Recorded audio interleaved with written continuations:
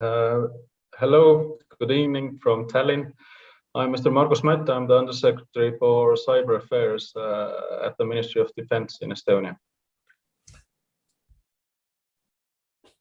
Sir, the thing that we're all kind of dealing with right now is, in addition to the invasion of Ukraine by Russian forces, there's also another element of their hybrid warfare that they're very good at, and that is cyber attacks. You know, they use or have this connection with Russian-linked operatives, etc., but it all tracks back to Russia. And Estonia's been good at this over the years. So what is it that we in the West should, and everyone, I guess, should be prepared for, as a result of Russia's skill in doing this? And what is it we should be prepared for right now?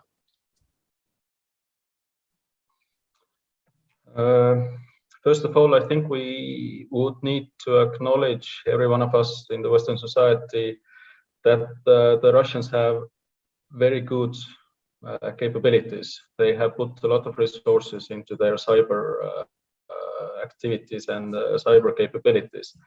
Furthermore, they don't respect any legal boundaries in cyberspace. I would take it a notch further even. I don't think that they respect any moral or ethical boundaries in cyberspace. I think that they are opportunistic. They can do, they will do what they can do. What is happening in Ukraine is a full-out war, and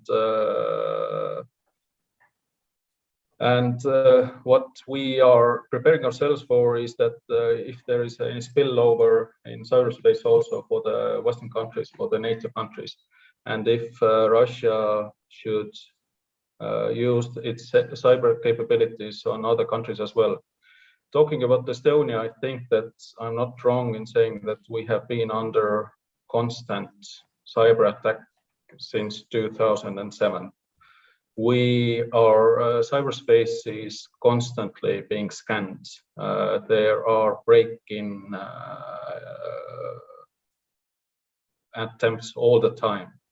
I'm stressing this. So this is a constant state that we are living in. The only thing is that if we don't know if Vladimir Putin has decided to put any more effort into this of what he would like to do. I think the first things that they would try to do is what we have seen in Ukraine, taking down web pages, DDoS attacks, ransomware attacks, and things like that.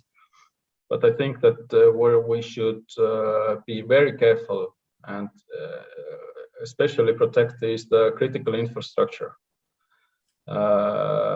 because this is where lives already start to matter. This is where material damage, kinetic damage can be done, and this is much more serious.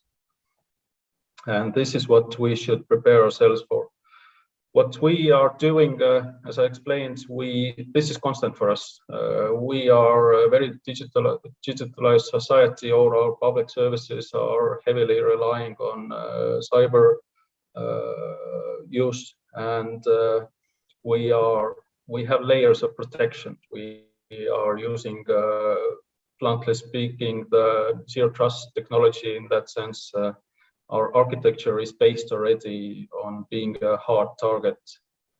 We have very good authorities in Estonia who are dealing with cyber issues. We have cyber specialists in reserve ready to come to the aid of the country. We have very good cooperation with our NATO allies and partners, especially with the US. Our cyber commands are doing a lot of cooperation together. In Estonia, there is the NATO CCDCOE, the Center of Excellence for Cyber Defense, which is doing a fantastic job for NATO as a whole. With Ukraine, what we all want to support Ukraine, but one thing that we need to understand is also regarding cyber, that we need them as well, because Russia has been conducting cyber exercises or cyber attempts or cyber warfare for Ukraine since 2014. What we as a Western society or NATO countries need to do is learn from that.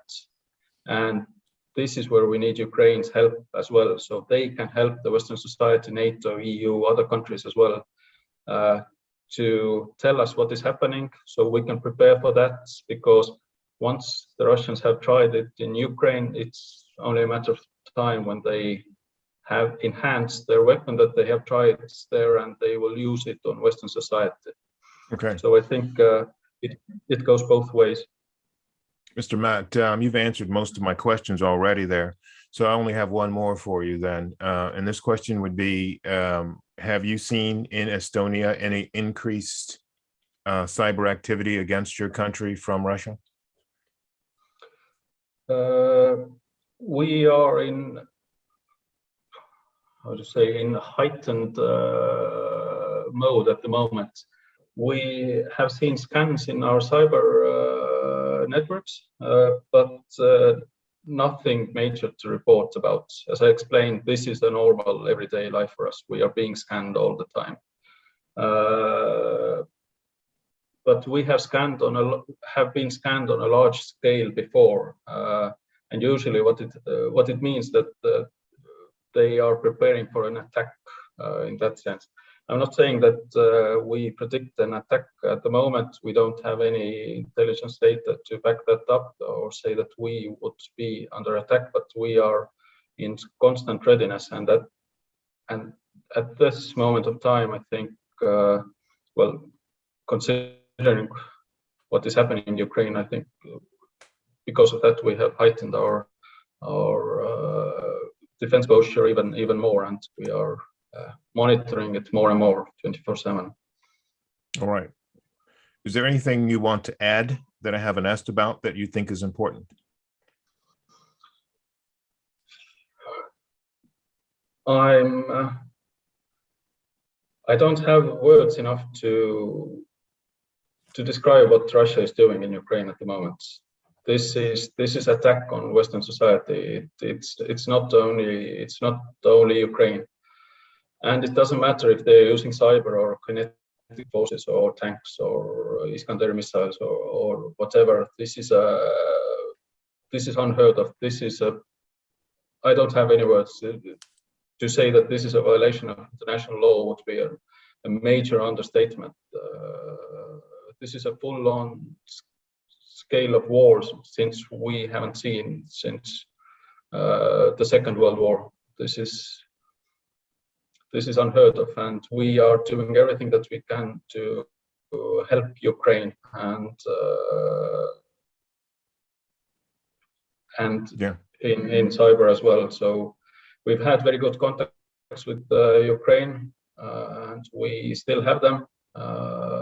We have been helping Ukraine in many ways to build up their cyber defenses or cyber infrastructure. I was just in Kiev just a few weeks back, so it's devastating for me to see what is happening on the ground at the moment. I think they have evolved very rapidly. They have a very good cyber infrastructure in place. The capability is good, and as we can see from the fighting as well, they are a worthy opponent for the attacking side in cyber as well.